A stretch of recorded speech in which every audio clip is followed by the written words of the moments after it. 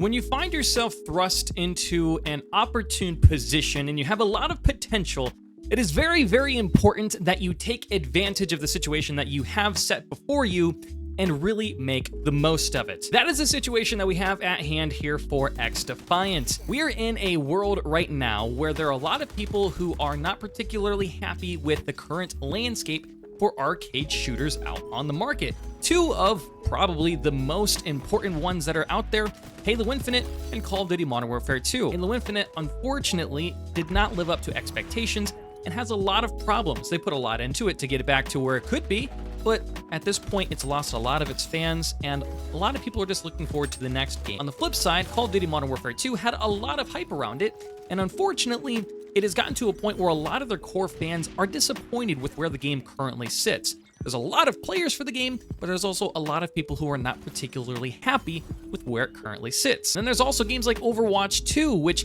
had an unbelievable amount of hype when it initially launched, and since then has been a little bit of disappointment here and there, and the game hasn't retained as much of the excitement that it had just a few months ago. Hey, by the way, thank you so much for stopping by the channel today. If you want to catch more content from myself, live stream specifically, I'm going to be playing this game like crazy when it comes out here later this summer. Check out my kick, link in the description. So with that said, XDefiant finds itself in an interesting situation where most of the people who played either the insider sessions, the closed beta session, or just most recently the open beta session, has found the game to be rather enjoyable. And there are a lot of really good things going for the game coming from Ubisoft San Francisco. One of the big things being that it's free, so there's no barrier of entry. It's going to be on all platforms: PC, Xbox One and Xbox Series X and S, PS4 and PS5. The only platform that I believe we're excluding here is Nintendo Switch, which for a modern shooter, that's not shocking. Now, the reason why I say XDefiant needs to take advantage of the position they find themselves in is the fact that this game really has an opportunity to take a lot of people who are disgruntled in the current landscape that we have and give them a great game to play and really become passionate about, which is what I really do think is about to happen here in the next coming months. The only real way that I see this not happening is if XDefiant fails in some significant way upon release of the game. The fact of the matter is that the game is going to be releasing a lot of content post-launch that is going to hopefully keep people engaged. Now, we'll find out once we actually get there just how truly significant that post-launch content is. Is it just little bits of things to give us content, or is it going to be substantial things to really get us engaged and keep us having a good time on the game? What kind of events are we going to be partaking in the various seasons? We're already going to be getting 3 maps and 3 guns each season, which is also going to follow a 3-month cadence. That's a lot of content, especially when you compare it to some of the previous games that have come out in the genre.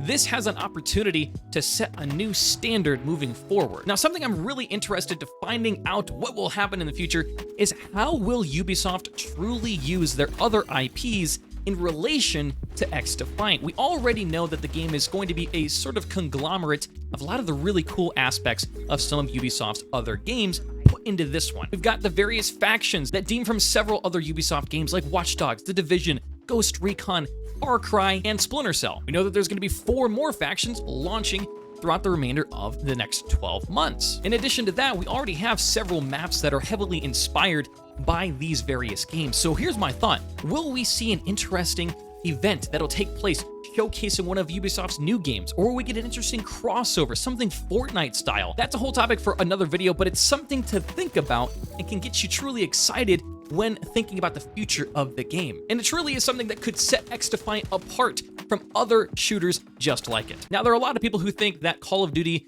and XDefiant are too similar, and they think that XDefiant is just simply copying Call of Duty. I mean, I would be lying if I said that there wasn't similarities. Of course, there are similarities. A large portion of the people who made XDefiant are either post-Call of Duty devs, or are post-Call of Duty pros, or are post-Call of Duty executive producers in Mark Rubin. Of course, there is a lot of similarities between the two games, but they're not the same, and I think that's important to recognize. I think at the end of the day, what we really need to see happen with XDefiant is we need to see a lot of confidence out of the developers and out of the publisher. If they are confident in their game and they put a lot of resources, a lot of time, and a lot of effort into really showing us that this game is worthwhile, I think you're going to see a large portion of the gaming audience that is going to at the very least give the game a shot and is going to have a positive outlook on it. The worst thing that can happen is for there to be a lot of apathy toward the game, because apathy means that nobody cares. But if there's people who have strong opinions, there's definitely a lot of people who care in one way or another, and that's better than people not caring at all. I feel like this video has been all over the place, but I'm just trying to emphasize to you guys that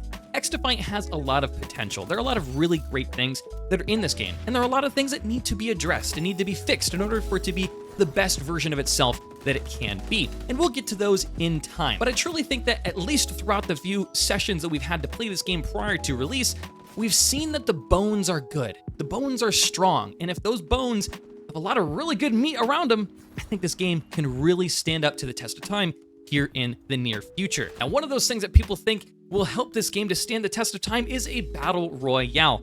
And they really think that if this game doesn't have a battle royale, it's not going to survive. I heavily disagree on that, and if you want to see why, check out the link on screen now to go give that one a look.